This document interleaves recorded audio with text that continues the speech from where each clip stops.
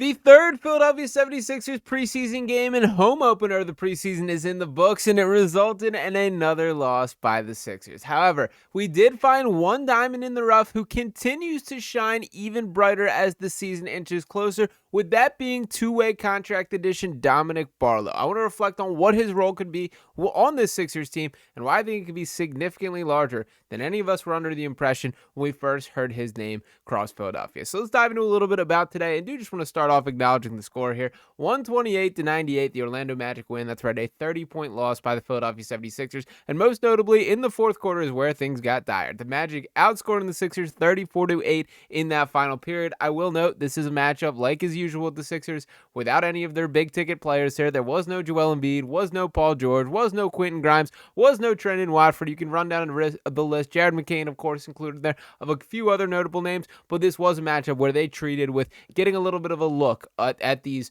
below the surface type roster players. And to reflect on who did really shine, did want to start off by giving a shout out to Tyrese Maxey. Across his 12 minutes, had 17 points, really had it going and looked pretty impressive. And I will say, I think in these settings where he's clearly the guy, he has taken advantage of these opportunities and looked the part of it. Thought Oubre was just fine, pretty disruptive on the defensive end, had 2 steals and a block, and it honestly felt like more with that. Added 12 points and 5 rebounds as well. Justin Edwards, they got to find a way to get going, man. Shot 2 for 8 from the field, 1 for 4 from 3. It was a nice 3 that he did hit, and he did have 2 steals and 5 assists along with his 5 points there. Not selling any Justin Edwards stock, but it has not been pretty so far this preseason there. And the story of today is really Dominic Barlow there. He played 29 minutes, shot 4 of 10 from the field, had 9 rebounds, 6 of them coming on the offensive end, there. Also had 4 fouls there, 1 steal. He was a minus 21, but he honestly popped in a way that I was pretty impressed with. What stands out about Dominic Barlow directly? This is a guy with real deal size, real deal athleticism, and a real deal motor here. His motor is going to be his defining trait,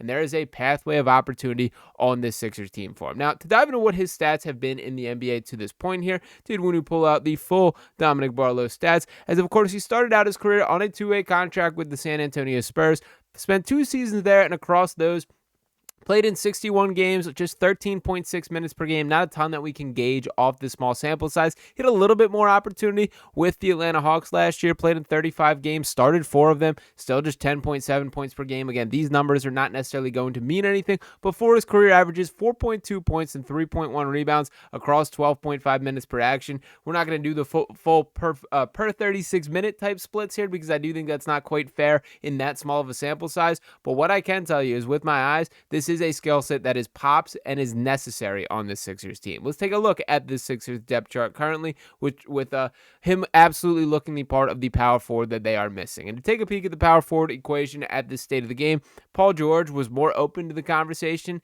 than has been the case historically. That has been a sticking point in Paul George's career, that he does not want to play the 4. He was a little bit more open to it at Sixers Media Day and was pretty upfront about that. I also think the reality is, which he's correct about, that just the position has evolved, that there is not really a true power forward in most NBA offensive systems and defensive systems to this point. It's essentially wings and big man. There is not that in-between stage which the power forward was, designed to essentially be there. But nonetheless, to look behind Paul George, Justin Edwards in the mix there. I don't think he's going to be playing any real 4 minutes. Trendon Watford is the guy that if you had made me make a bet right now for who is the guy that ends up at the end of the season as the power forward starter, it would be Watford, would be my guess there. I do think there is something really high basketball IQ, a playmaking sense, and just a unique skill set that I think will really add something to the dimensions of this Sixers team. Then behind them, 2nd round pick, 35th overall, Johni Broome, a guy that I want to like Johni Broome. I want to believe in Johni Broome, but to be perfectly honest with you, I just do not see it. That dude did not win the genetic lottery as far as quick twitch athleticism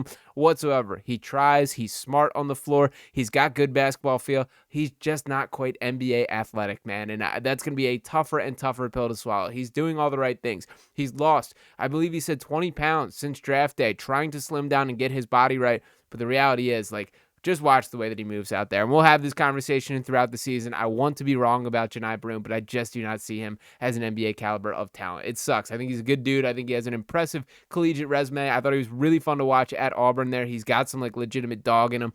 but you cannot, teach foot speed at the rate that he needs to be taught it there. Then when speaking beyond that, the power forward situation, that's where Dominic Barlow, for all my skepticism of Janai Broom right there, that means opportunity for Dominic Barlow. And also did want to mention Jabari Walker right in that same mix on the two-way contract. Now, I did want to pull up this quote coming from the post game, which I think was pretty glowing coming from Nick Nurse. This is from Sixers Adam, as he says, Nick Nurse says Dominic Barlow, quote, for sure has a chance to crack the Sixers regular rotation, and that he's been their best player at power forward so far. Now, the little asterisk that I'll throw next there is, of course, Trendon Watford has been injured with his hamstring injury, with the Sixers are being pretty cautious about. Obviously, the long grind of the NBA season is set to start up in the near future, so I understand the logic behind that, but these are valuable reps from a preseason standpoint, and for a guy like Watford who's new to the team, who's trying to integrate himself to really try and earn that role, not exactly the time that you do want to be sitting on the sideline there, but nonetheless, the action will be waiting for him when he does return, and it's going to be a battle throughout the length of the season.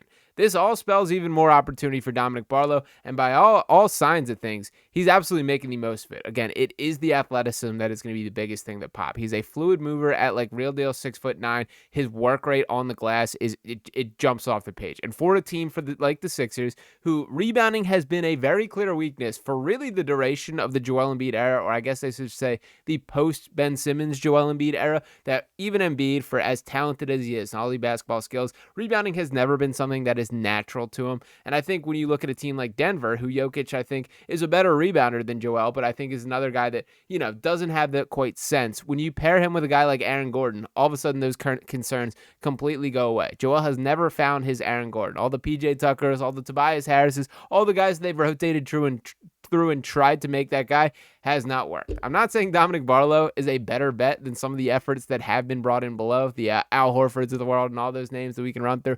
But the bottom line is there is a little spark, and that is encouraging. And that brings me to my bold prediction for Dominic Barlow. This is going to be this year's Justin Edwards. This is going to be a guy that starts the season on a two-way contract and gets graduated to a standard deal by the end of the year. That is my prediction right now. The Sixers have been pretty conscious about their game plan of coming into the season with a roster of one player short, with 14 guys on the standard contract. What that does is gives you the freedom for guys to earn their chance. That if it is a guy like Dominic Barlow, who plays himself above the tier of what a two-way contract should indicate, that you need him on an every game basis, you can offer him that deal without having to really change much. We saw Edwards go through that same process last year. I think that Dominic Barlow is going to be on a very similar pathway. And I did also want to shout out one more two-way contract guy who I thought made his impact felt, that being Kennedy Chandler off the bench. He played 34 minutes, had 16 points, 5 assists, 4 steals, shot 7 of 16 from the field. I wish he was bigger. He is like barely 6 foot. That's what he's listed at, and I think he's probably littler than that. I've always been a Kennedy Chandler guy. I've liked his game since his days at Tennessee. I think he's like a real deal floor general type point guard,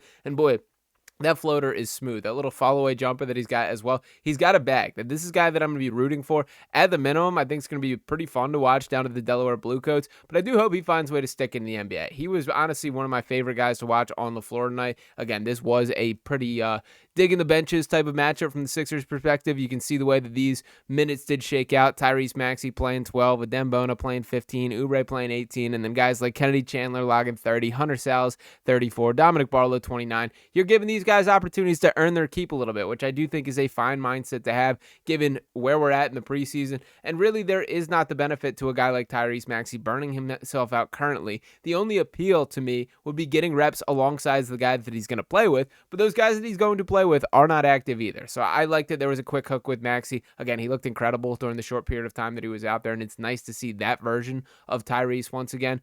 This is going to be the season of mystery, and that's going to be something we continue to rely on here. But I do think Dominic Barlow is ultimately going to shape up into a pretty significant part of this Sixers team. I'm not saying a surefire rotation guy, but I do think when push comes to shove, this is going to be a standard deal type guy, and a guy that is within the top 10 of the rotation here. That is how things have looked through the early part of the preseason, and I do believe that there is still more untapped there, that there is a little bit more basketball feel to him than I honestly gave him credit. He took a guy off a dribble, had a really nice assist tonight. There's like a just basketball sense that that I have not really noticed from him in either of his previous stops in San Antonio and in Atlanta to this point. So hopefully Philadelphia is the area where he can fully flourish. They absolutely could use some production at the power forward spot, and Dominic Barlow making his best effort to prove why he can be that guy. So we'll see if that's how things shake out, but Daryl Morey may have found another hidden gem for this Sixers team, and I do hope that that is exactly how things work out. Do want to hear from you guys in the comments your level of optimism on Dominic Barlow specifically. I know I've seen a couple things flying around the timeline that I'm not the only one that has noticed his effort level and his production on the floor. So drop those thoughts below. Appreciate you guys for tuning into this video as always. And real live basketball that counts is just around the corner, less than 2 weeks away at this stage of the game. So make sure you're tapping in and getting involved from everything from start to finish this season. Appreciate each and one of you guys for tuning in. If you have not already, make sure you're smashing that subscribe button. Drop a like on this video here. I'll be back talking to you next time right here on Sixers Digest. Peace.